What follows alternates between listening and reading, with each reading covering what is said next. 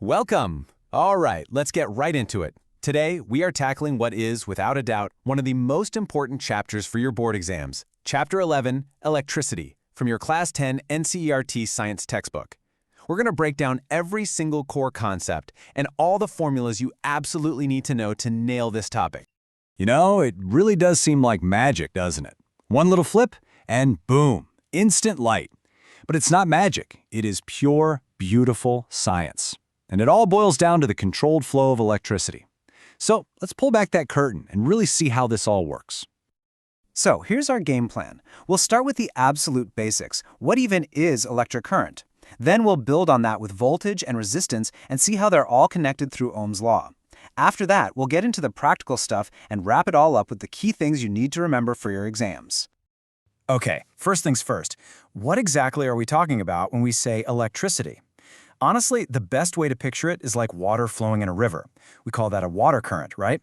Well, an electric current is pretty much the same thing. It's just the flow of electric charge. Now this is super important. For that charge to flow, it needs a complete unbroken path. And we have a name for that, an electric circuit. Think about it. When you flip a light switch, all you're really doing is closing a gap in that path, completing the loop and letting the current flow. Simple as that. And here we go, our first must-know formula for the exam. This is how we define current with math. Current, which we represent with a capital I, is just the amount of charge, that's Q, that flows past the point in a certain amount of time, T. So I equals Q divided by T. So how do we measure this flow? We use a unit called the ampere, or amps for short. Now, a coulomb is just a way of counting a huge number of electrons. So when we say 1 ampere, it just means that 1 coulomb's worth of charge is zipping past a point every single second. Definitely a key definition to lock in. Okay, so we've got this charge flowing, creating a current. But what makes it move in the first place? What's giving it that initial push to get going? Well, that push is what we call potential difference, but you probably know it as voltage. If you go back to our water analogy, you need water pressure to make water flow through a pipe, right?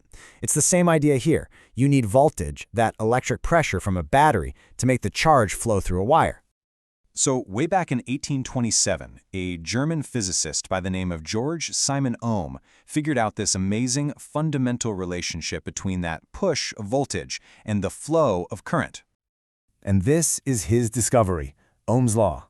It gives us what is probably the single most important formula in this entire chapter, V equals I times R.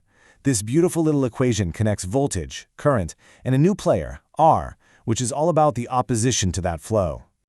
So let's talk about that R from V equals IR. R stands for resistance, and it's basically the property of a material that works against the flow of current. It's the friction of electricity. You know, every single thing in a circuit, even the wire itself, has some amount of resistance. It slows down the charge. Materials with really low resistance like copper let charge flow easily. We call them conductors. But materials with super high resistance like rubber stop the flow almost completely, and those are insulators. Now for your exams, you have to remember these 4 factors. The resistance of a wire depends on 1. Its length. A longer wire has more resistance. 2. Its thickness. A thicker wire actually has less resistance. And finally, the type of material it's made of and its temperature. So in the real world, circuits are rarely just one simple thing. We're always combining multiple components or resistors, and there are really 2 basic ways we can hook them up, either in series, one after the other, or in parallel, side by side. And here are the key differences. In a series circuit, think of it like a single-lane road. There's only one path, so the current has to be the same everywhere, and the total resistance just adds up. But in a parallel circuit, it's like a multi-lane highway. The current can split up into different paths, and weirdly enough, the total resistance actually goes down. This is a classic exam question, so listen up. Why are our homes wired in parallel? Well, imagine if they were in series. Turning off your bedside lamp would shut off the TV, the fridge, everything.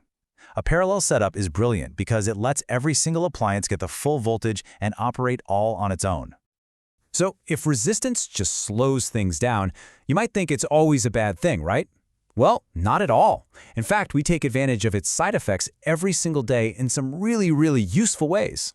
See, when you force current through something with resistance, that electrical energy has to go somewhere. And where it goes is into heat. Joule's law of heating tells us exactly how much heat gets produced. It's the very reason your electric iron, your toaster, and your water heater work. This heating effect is also the secret behind an old-school incandescent light bulb. That tiny little wire you see inside, the filament, is made of a metal called tungsten.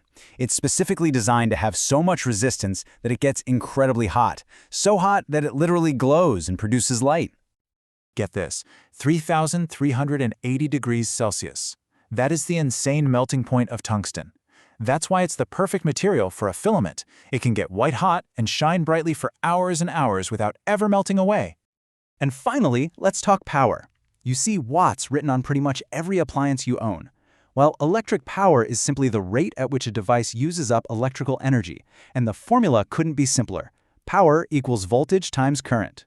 P equals VI. All right, we have covered a ton of ground. To make sure you're totally prepped for your exam, let's just do a quick-fire recap of all the most critical formulas we've talked about. This is the good stuff. Seriously, pause here, take a screenshot, write these down, make flashcards, whatever you need to do. This is your ultimate revision guide.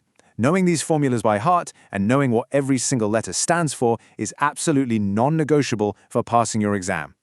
And just to leave you with one last thing to chew on, we now know that electricity is the flow of negative electrons. So, why do all our circuit diagrams show the current flowing from the positive end of the battery to the negative? Well, it's just a funny quirk of history. The convention was decided long before anyone even knew what an electron was. It's a fantastic reminder that even in science, our understanding is always evolving.